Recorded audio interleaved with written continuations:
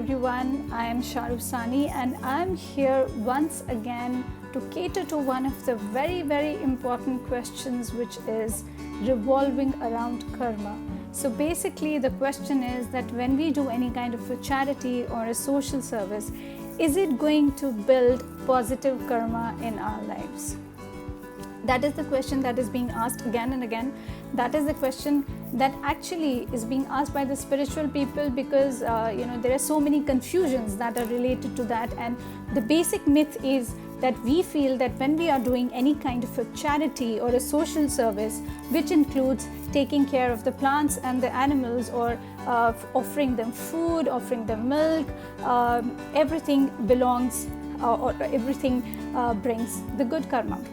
So friends, I just need to tell you one thing, that it is not about, or maybe the karma has nothing to do with the act that is being performed, basically, because it is not about the act that we are talking about here.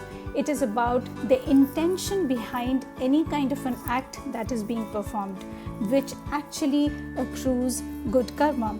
So it has nothing to do with the action, but everything has to do that how that action is being performed.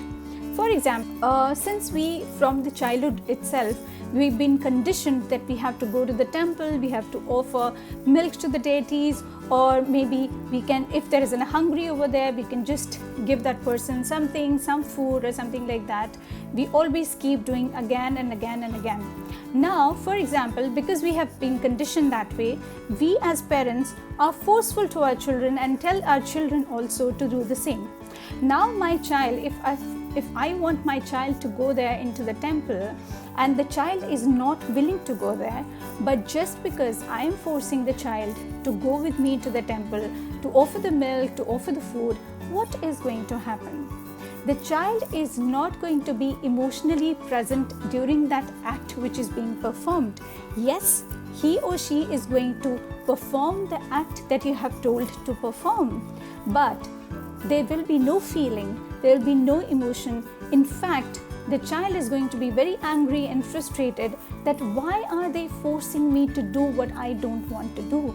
So it is not going to accrue any good karma. So secondly, sometimes it happens that you might have seen, especially in India, that we try to always offer food to the hungry. Sometimes you might have seen that people have a lot of tents, and in that tent there are so many big vessels there, and then people are offering food to the hungry. Now the question is not here that the action is being performed, that you are offering food to the hungry. The question is, why are you offering that food to the hungry? What is the emotion that is being involved in that? What is the intention that is being involved in that? If you are giving food to the hungry with an ulterior motive, that if I offer the food to the hungry, then probably that person who is there lying on the bed, who is sick, who's my relative, is going to be all right, then that karma is not a good karma. It is not going to accrue good karma at all. Because friends, I'm going to tell you one thing, and a very important thing, that even the good deeds that are performed can be done compulsively rather than consciously. So when any act which is done consciously with lot of emotions of love and compassion involved in that, that is the time when you are going to accrue good karma. Otherwise, it is not going to give you good karma at all. Okay, another example. It's a very simple example that I'm going to give you, so that you know that how much it is important, that how your thoughts, with what thoughts are you performing the action, is very important. So there are 3 ladies who are standing there and they are cooking food. I go there and I ask the first lady, "Hello, how are you? What are you doing?" And the lady answers to me that, "I'm cutting vegetables." Okay, and I see her cutting the vegetables with no feelings inside of her. She's just cutting the vegetables. Now I go to the second woman who's also cooking. I ask her the same question. "Hey, how are you? What are you doing?" and she tells me that, hey, are you blind? Can't you see that I'm cooking the vegetables? Can't you see that I'm cooking right now because there are so many guests who are supposed to come at my place? The third lady, I go to that person, I ask her, hey, how are you? What are you doing?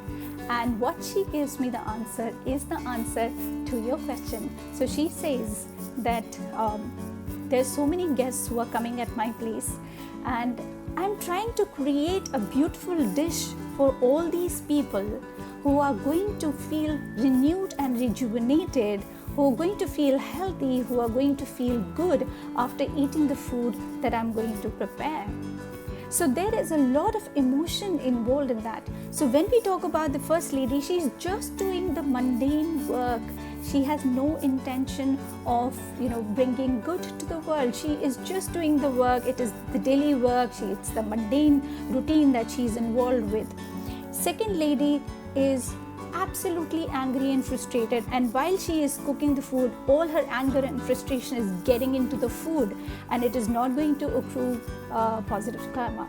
But the third one, she is cooking the food with so much of love and compassion, and she has this feeling that whosoever is going to eat that food is going to feel healthy, is going to feel good after eating the food. So there is a lot of emotion that is involved, there is a lot of feeling, good feeling that is involved, there is a lot of positivity that is involved.